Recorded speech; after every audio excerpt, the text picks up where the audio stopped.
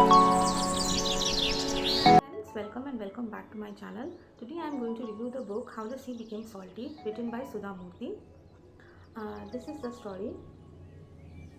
If you are a beginner, I will highly recommend you start reading with these kind of books because primarily these are meant for children, and the words, the sentence structure and the plots that are used in these kind of books are the simplest, and the books are really very thin and full of pictures. So whenever you start reading it, by looking at the pictures, you can relate with the story more. You can easily finish these books in a very less time, and these books are quick reads for adults. So, without further ado, let's get straight into the story. Now, according to the author, the seawater was sweet and drinkable long years ago, and how it became salty is the story. Now, it was because of a magic fan that Sridhar got as a gift from some dwarfs. Now, Sridhar was a nice, kind boy, and he used to live with his brother Keshav and his sister-in-law Leela. Now, while Keshav was kind, Leela was mean, selfish, and loud. Leela didn't like the fact that Sridhar lived with them. She used to make Sridhar work the whole day very hard and used to give him very less amount of food to eat. Now, Keshav felt bad about that, but he couldn't ever gather courage to say something to his wife. Now, one day Leela told Sridhar to go to the forest and bring some firewood so that she could make dinner. Now, taking an axe, Sridhar walked into the forest. There, he cut some wood, bundled it, and returned home. Now, when he got home, it was getting very dark, and um, Leela was angry, and she said, is this any time to come home? What took you so long? And when will I cook my dinner? Now, after that, she noticed that the axe was missing. Then she got furious and told Sridhar that you have to go back to the forest at once and bring that axe back. Then only I will allow you to enter the house.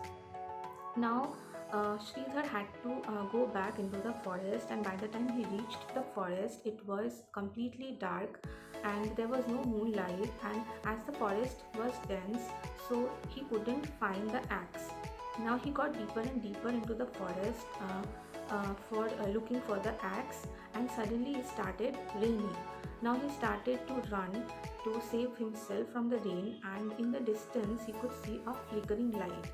He went near the light, and he could see a small cave there. He went into the cave, and to his astonishment, he saw the axe lying on the floor near the fire. After some time, some dwarfs emerged from the shadows, and they gathered near the fire holding their hands and began to dance. Now, for some time, Sridhar stood there and watched what was happening, and then one of the dwarfs got notice of him, and he said to Sridhar that please come and join us in our dance. But Sridhar was wonderstruck and he did not move. He did not understand what to do. He stood there for some times, then he noticed that the fire was dying. So he went near the fire, chopped some wood, and fed the fire. Now, for the whole night, he was feeding the fire, and the dwarves were dancing around the fire. Now, when the night got over, in the morning, one of the dwarves um, came up to Sridhar and said, "We are very happy that what you did for us the whole night. You never let the fire die. So we have a gift for you." So by saying that, the dwarves gave him a magic fan and told him, "Whenever you need something, you just have to wave it and ask for it. Then the fan will produce it. And when you have enough of what you need, you just have to say enough, enough, enough, and then the fan will stop producing it anymore."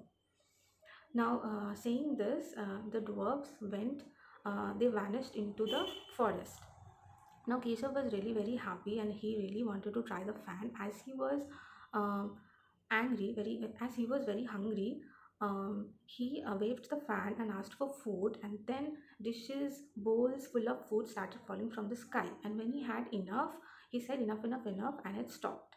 Now, after that, he took some rest, and when he woke up, he decided not to go back to his house, and he went to a town near the sea and built a house there, made some money, and lived there happily. Now, on the other side, Keshav came to know that from somewhere, and when he told that to Leela, Leela immediately packed their bags and went straight to Sridhar's house. Now, when Sridhar saw them, he welcomed them and told them that they can live in this house as long as they wanted. Now, by looking at all the riches, the valuables in Sridhar's house, Leela got really greedy. At night, Leela told Keshav that you have to ask uh, in the morning Sridhar that what was the secret behind all this. Now, the next morning, as was told, Keshav went straight up to Sridhar and asked him the secret. And now, as Sridhar really loved his brother, he said that I have a magic fan, and whenever I need something, I just have to wave it and ask for it. And when I have enough, now before he could complete his talk, Keshav said, "Yeah, okay, I got it." And by saying it, he went straight to Leela and told everything to her. Now, Leela immediately made a plan to steal the magic fan.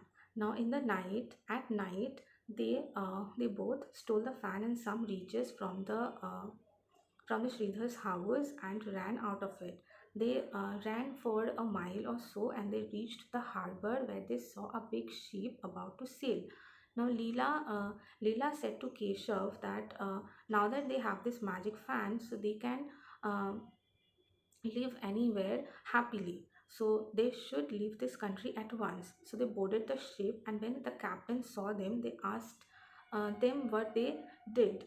So Leela told the captain that his husband Keshav was a salt merchant, and they were going to another country to sell the salt, and all the bags that they have, these are full of salt only.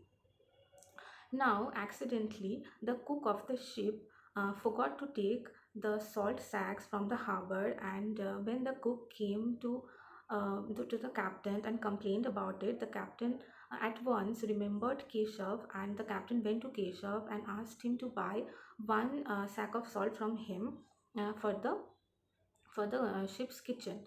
Now Keshav didn't say no, so Keshav and Leela went in a corner of the ship and waved the fan and asked for salt. They said, "Give us salt." Now at once, sacks of salt started falling from the sky.